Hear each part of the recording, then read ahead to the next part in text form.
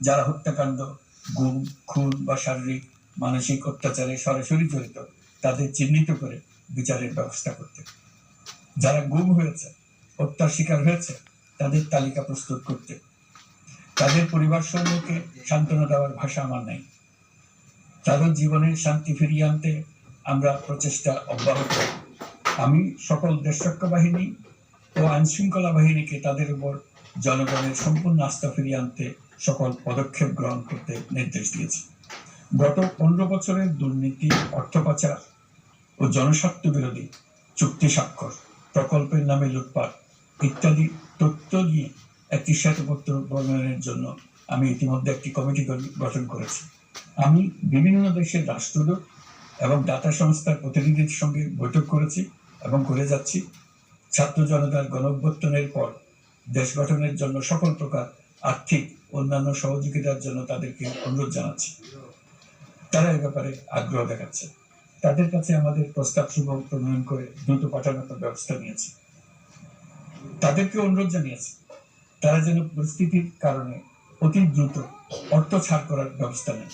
তাদেরকেও বলেছি যে অবস্থার মধ্য দিয়ে আমরা যাচ্ছি তা যেমন একটি দুর্যোগপূর্ণ সময়, তেমনি এটা জাতির জীবনে মস্ত বড় সুযোগ। এই সুযোগকে যেন আমরা পূর্ণভাবে কাজে লাগাতে পারি, সেজন্য তাদের সহযোগিতা চেয়েছে। এই গণ অভ্যুত্থানে বিদেশি অবস্থানকারী বাংলাদেশিরা অত্যন্ত গুরুত্বপূর্ণ ভূমিকা পালন করেছেন। জাতি তাদের অবদান বিশেষভাবে স্মরণ করবে।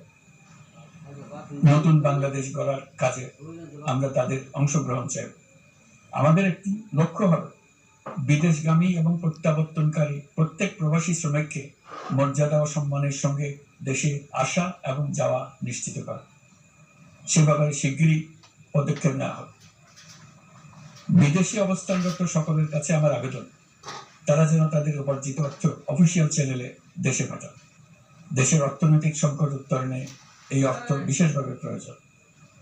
কি কি ব্যবস্থা নিলে তাদের জন্য অফিসিয়াল চ্যানেলে অর্থ পাঠানো সহজ হবে সেটা সম্বন্ধে আমরা তাদের পরামর্শ নেব। সারা দেশ ঘুষের মহাসমুদ্রে নিমজ্জিত।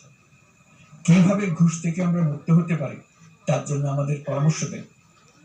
শুধু এই কাজটা নিয়ে অগ্রসর হতে পারলে আমি মনে করি দেশের জন্য এই সরকার একটা গুরুত্বপূর্ণ অবদান রেখে গেছে বলে স্মরণীয় হয়ে থাকবে।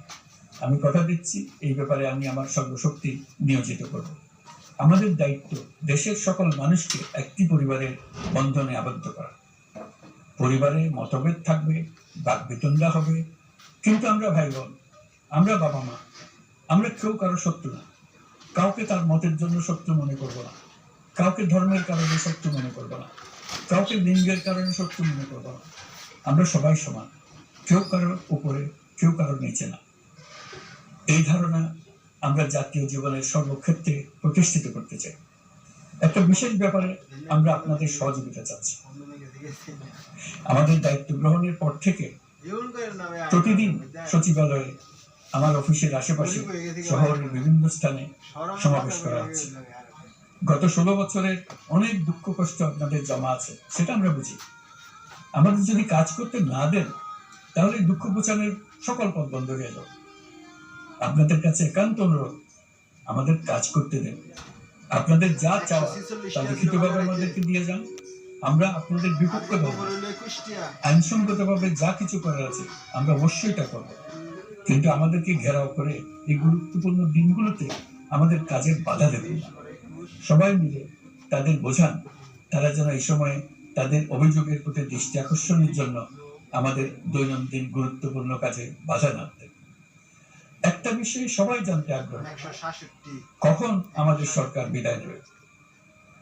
এটার জবাব আপনাদের হাতে। কখন আপনারা আমাদেরকে বিদায় দেবেন?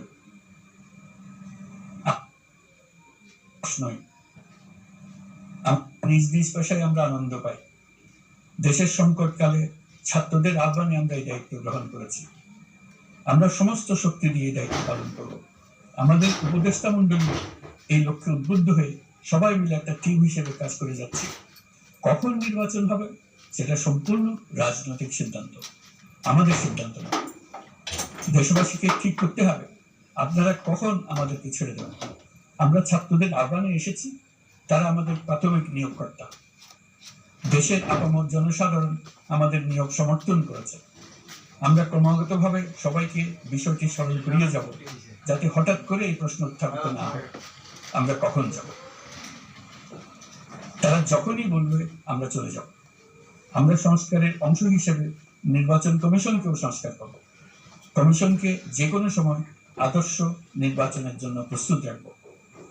আমরা বিভিন্ন সংস্কারের কাজ শুরু করেছি। দেশবাসীকে অনুরোধ করব একটা আলোচনা শুরু করতে। আমরা সর্বনিম্ন কি কি কাজ সম্পূর্ণ করে যাব, কি কি কাজ মোটামুটি করে গেলে হবে। এই আলোচনার মাধ্যমে আমরা একটা দিক নির্দেশনা পেতে পারি। তবে চূড়ান্ত সিদ্ধান্ত রাজনৈতিক সিদ্ধান্ত, সেটা রাজনৈতিক আলোচনা থেকেই আসবে। এই দিক নির্দেশনা না পেলে আমরা দাতা সরকার এবং আন্তর্জাতিক অর্থনৈতিক প্রতিষ্ঠান সমূহের সঙ্গে আলোচনায় দৃঢ়তার সঙ্গে অগ্রসর হতে পারছি। আমি নিশ্চয়তা দিচ্ছি, আমরা আমাদের পক্ষ থেকে মেয়াদ বৃদ্ধির কোনো প্রশ্ন তুলব না। আমরা আপনাদের সকলের দোয়া চাই। যে কদিন আছি সেই সময়টুকু উপদেষ্টা মন্ডলীর প্রত্যেকে নিজ নিজ সাধ্য মতো দেশের এই সংকটকালে সংকট উত্তরণে যেন নিজ নিজ মেধা সাধ্য মতো কাজে লাগাতে পারে। নতুন বাংলাদেশ গড়ার যে সুযোগ ছাত্র জনতার রক্তের বিনিময়ে আমরা অর্জন করলাম, আমরা আমাদের মতানৈক্যের কারণে সেটা যেন হাতছাড়া করে না ফেলে, এটা আমরা নিশ্চিত করতে চাই। এই সুযোগ এবার হারিয়ে ফেললে আমরা জাতি হিসেবে পরাজিত হয়ে যাব। শহীদ